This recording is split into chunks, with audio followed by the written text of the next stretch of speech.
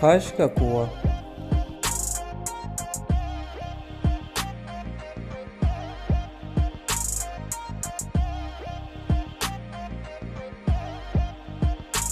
کسی گاؤں میں پہاڑی کے نیچے ایک چشمہ بہتا تھا۔ اسی پہاڑی کی چوٹی پر ایک پرانا ٹوٹا پھوٹا سا کنواں تھا جس کی دیواریں لکڑی کی تھی اور جو عرصہ دراز گزر جانے سے بہت بوسیدہ ہو چکی تھی۔ اس کنویں کے ساتھ ہی ایک لکڑی کی بالٹی رکھی ہوئی تھی۔ صرف ایک چیز جس نے اس پرانے کنویں کو سب کا مرکز نظر بنایا ہوا تھا وہ اس کنویں کی دیوار پر کھودے ہوئے 3 الفاظ تھے جو بہت سا وقت گزر جانے کی وجہ سے بہت دھندلے ہو چکے تھے۔ وہ الفاظ تھے خواہش کا کنواں۔ ایک دفعہ کسی جوان لڑکی کا وہاں سے گزر ہوا اور اس کی نظر کنویں پر درج ان 3 الفاظ پر پڑی۔ یہ شخص طبعاً بہت مغرور اور لالچی تھا۔ اس نے ایک نظر کنویں کو دیکھا اور اسے آزمانے کا سوچا کہ اگر یہ سچ ہے تو میں ایک ہی بار میں بہت سا مال یہاں سے لے جاؤں گا اور سکون کی زندگی گزاروں گا۔ یہ سوچتے ہی اس نے جلدی سے آنکھیں بند کر کے بہت سارا سونا حاصل کرنے کی خواہش ظاہر کی۔ کچھ دیر بعد آنکھیں کھل کر ارد گرد دیکھا تو وہاں کچھ بھی نہ تھا۔ دل ہی دل میں اس نے کنویں کو برا بھلا کہا۔ جانے سے پہلے اس نے ایک نظر کنویں میں جھانکا تو یہ دیکھ کر بہت حیران ہوا کہ سونے سے بھرا ہوا ایک بڑا سا برتن کنویں میں تیر رہا ہے۔ وہ بہت خوش ہوا اور اس نے ہاتھ بڑھا کر برتن اٹھانے کی کوشش کی مگر ہاتھ اس گہرائی تک نہ پہنچ سکا۔ پھر اس نے قریب پڑے ایک ڈنڈے سے سونے کی ہانڈی نکالنے کی کوشش کی مگر ناکام رہا۔ اس نوجوان نے کئی بار مختلف انداز سے برتن اٹھانے کی کوشش کی مگر ہر بار وہ ناکام و نامراد رہا۔ اسے بہت غصہ آیا اور بالآخر وہ تک ہار کر کنویں کو برا بھلا کہتا واپس لوٹ گیا۔ اس کی جاتے ہی وہ سونے سے بھرا برتن بھی پانی کی سطح سے غائب ہو گیا۔ کچھ دن بعد ایک دوسری لڑکی کا اسی کنویں سے گزر ہوا۔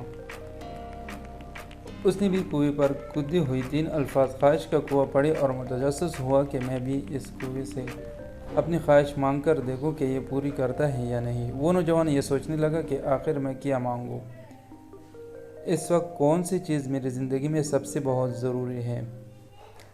تھوڑی سوچ بچار کے بعد بالآخر اس نے آنکھیں بند کی اور اپنی منگیتر کے لیے بہت قیمتی اور خوبصورت ہیرے کی انگوٹھی کی خواہش ظاہر کی۔ جب آنکھیں کھولے اور ادھر ادھر دیکھا تو کچھ نہ پایا۔ جب جھک کر کنویں میں دیکھا تو کنویں کی سطح پر ایک بہت قیمتی ہیرے کی انگوٹھی تیرتی نظر آئی۔ پہلے والے نوجوان کی طرح اس نے بھی ہاتھ بڑھا کر انگوٹھی اٹھانے کی کوشش کی مگر کامیابی نہ ہوئی۔ پھر درخت کی ایک ٹہنی سے بھی اس انگوٹھی کو نکالنے کی کوشش کی مگر بھی سود۔ اب یہ نوجوان سوچنے لگا کہ کس طرح وہ اپنے خواہش ہیرے کی انگوٹھی کو حاصل کر سکتے ہیں۔ یکایک اس کے دماغ میں ایک خیال آیا اور وہ سمجھ گیا کہ اب اسے کیا کرنا ہے۔ وہ جلدی سے اٹھا، کنویں کے ساتھ رکھی بالٹی اٹھائی اور پہاڑی سے نیچے ندی کی طرف چل پڑا۔ ندی پر پہنچ کر اس بالٹی کو پانی سے بھرا اور واپس کنویں پر پہنچ کر وہ پانی اس کنویں میں ڈال دیا اور دوبارہ وہ ندی سے پانی بھرنے چل گیا۔ اس طرح اس نوجوان نے پرانے کنویں کو پانی سے بھرنا شروع کیا۔ جیسے جیسے کنویں میں پانی کی سطح بلند ہوتی جا رہی تھی ویسے ویسے اس کی خواہش ہیرے کی انگوٹھی اس سے قریب ہوتی جا رہی تھی، یہاں تک کہ شام ہو گئی اور بالآخر وہ انگوٹھی پانی کے ساتھ اتنی اوپر آ گئی کہ نوجوان نے بالآخر ہاتھ بڑھا کر وہ انگوٹھی اٹھا لی اور واپس اپنے راستے پر چل پڑا۔ یہ خواہش کا کنواں ہم سب کی زندگیوں میں بھی موجود ہوتا ہے اور ہم سب اس میں موجود خواہشات کو حاصل کر سکتے ہیں۔ جب ہم اپنا ہدف مقرر کر لیتے ہیں تو ہماری مقصد کا حصول ممکن ہو جاتا ہے اور یہ مقصد کنویں میں نیچے کم پانی کے اوپر ہوتا ہے۔ جیسے ہم دیکھ تو سکتے ہیں مگر وہ ہماری پہنچ سے دور ہوتے ہیں۔